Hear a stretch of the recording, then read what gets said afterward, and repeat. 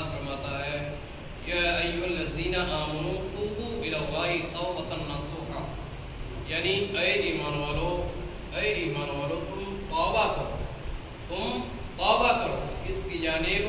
اللہ کی جانب، تم اللہ کی جانب توبہ کرو، اور ایسی توبہ جو آگے کے لیے نصیحت ہو جائے۔ عزیزان اکرام وقار، دوسری جگہ پھر رب تعالیٰ قرآن مقدس پارہ 18 رکوع 10 کے اندر ارشاد فرماتا ہے توبوا الی اللہ ایھا المؤمنون لعلکم تفلحون،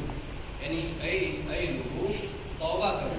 اپنے رب کی جانب توبہ کرو، اے مسلمانوں اللہ کی جانب توبہ کرو، توبہ، اور اس لیے توبہ کرو تاکہ تم فلاح پا جاؤ، تاکہ تم کامیابی پا جاؤ۔ عزیزان محترم، جب کوئی بندہ اللہ رب العزت کی بارگاہ میں جب توبہ کرتا ہے تو آدمی یہ سوچتا ہے کہ اس نے میری توبہ قبول ہوئی، وہ یہ نہیں دیکھتا کہ میرے مرتبے میں اضافہ ہوا ہے، وہ یہ نہیں دیکھتا کہ اللہ نے مجھے اس پر نیکیاں بھی عطا فرمائی ہیں، وہ یہ نہیں دیکھتا کہ رب تعالیٰ مجھے اس پر نیکیاں بھی دیتا ہے، بلکہ حدیث پاک کے اندر ارشاد ہوتا ہے کہ جب کوئی بندہ جب توبہ کرتا ہے تو اس کی توبہ تو کرتا ہی ہے، اس کے گناہوں کو تو مٹائی دی جاتا ہے، اس کے گناہوں کو تو مٹائی دی جاتا ہے، اس کی نیکیوں میں بھی اضافہ کر دیا جاتا ہے۔ عزیزان قرآن مقدس کے اندر صاف طور پر اعلان ہوتا ہے اس کی نیکیوں میں اضافہ ہو جاتا ہے۔ جب اضافہ ہو جائے، جب ایسی توبہ کہ بھائی توبہ بھی کر لو اور نیکیوں میں بھی اضافہ ہو جائے تو اپنے اللہ کی بارگاہ میں ضرور توبہ کرنا چاہیے۔ عزیزان محترم، قرآن مقدس کے اندر رب تعالیٰ ارشاد فرماتا ہے پارہ 19 رکوع 3 کے اندر کہ لا تقنطوا من رحمت اللہ، کہ اے لوگوں اپنے رب کی رحمت سے تم نا امید مت ہو، نا امید نہ ہو، تم صرف امید لگاؤ، یقیناً تمہارا رب تمہارے گناہوں کو بھی معاف فرمائے گا اور تمہاری توبہ کو بھی اپنی بارگاہ میں قبول فرمائے گا۔ عزیزان محترم، ابو داؤد کی ایک روایت ہے، ایک شخص آئے اور ایک کمبل اوڑھے ہوئے تھے، جب کمبل اوڑھے ہوئے تھے آقا کریم صلی اللہ علیہ وسلم کی بارگاہ پیش ہوئے، جو حضور کی بارگاہ پیش ہوئے عرض کرتے ہیں یا رسول اللہ علیہ السلام ابھی میں جنگل سے آ رہا ہوں، یا رسول اللہ میں نے چوزوں کی آواز سنی، یا رسول اللہ میں نے بچوں کی آواز سنی، تو میں نے ان کو پکڑ لیا اور کمبل کے اندر لیا، اور جب میں نے بچوں کو کمبل کے اندر لیا اتنی دیر میں یا رسول اللہ ان بچوں کی ماں بھی آئی، تو جب ماں آ گئی تو یا رسول اللہ علیہ السلام پھر میں نے ان بچوں کو چھوڑ دیا، اور جب بچوں کو میں نے چھوڑا ہے تو وہ اس کی ماں نے ان بچوں کو اپنے پاس بلا لیا، اور تمام بچوں کو ایک ساتھ لے کر بیٹھ گئی۔ یا رسول اللہ علیہ السلام پھر میں نے اس کو بھی کمبل کے اندر لے لیا اور یا رسول اللہ اب آپ کی بارگاہ میں لے کر آیا۔ حضور علیہ السلام نے ارشاد فرمایا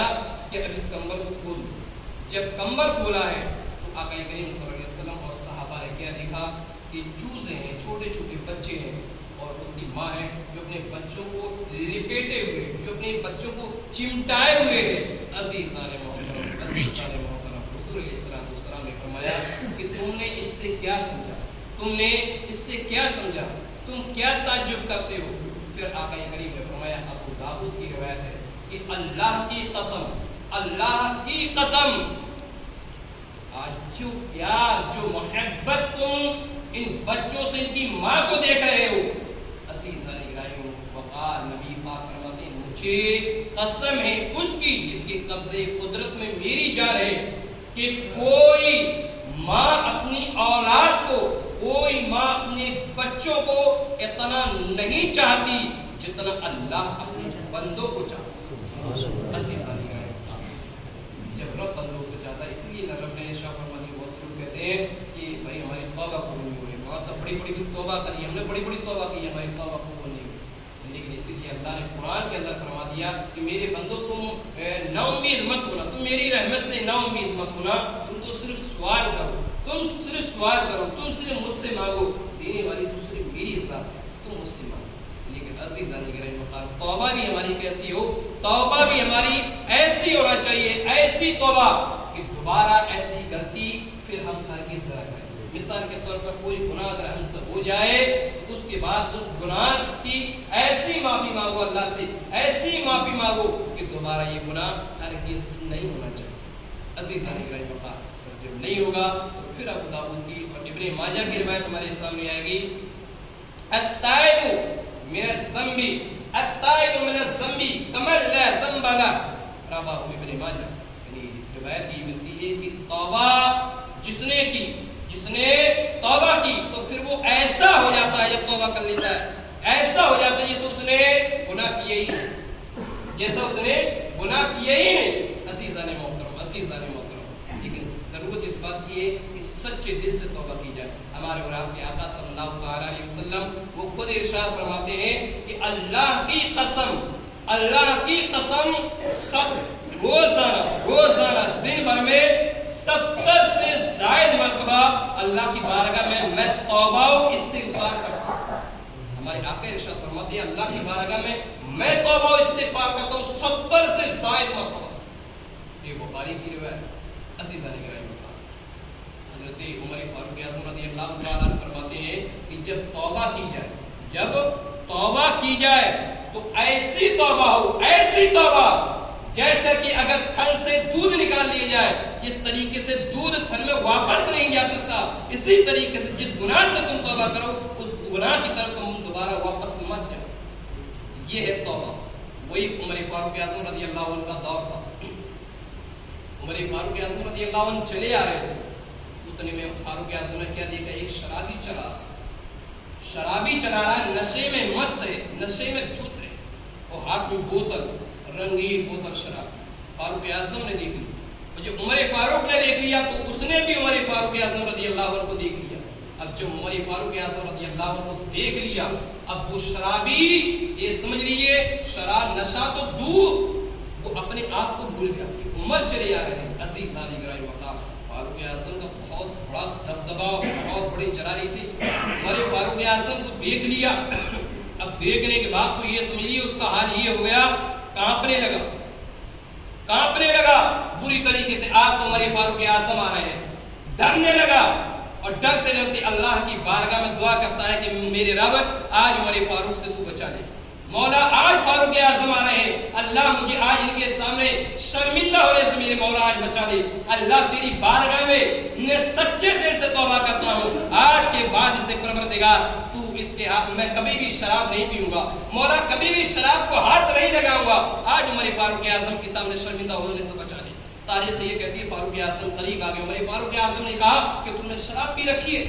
تم نے شراب پی ہے اور تم میرے سامنے شراب چھپا رہے ہو بوتل کی، حالانکہ میں نے دیکھ لی تمہاری بوتل میں رنگین شراب۔ عزیزان گرامی،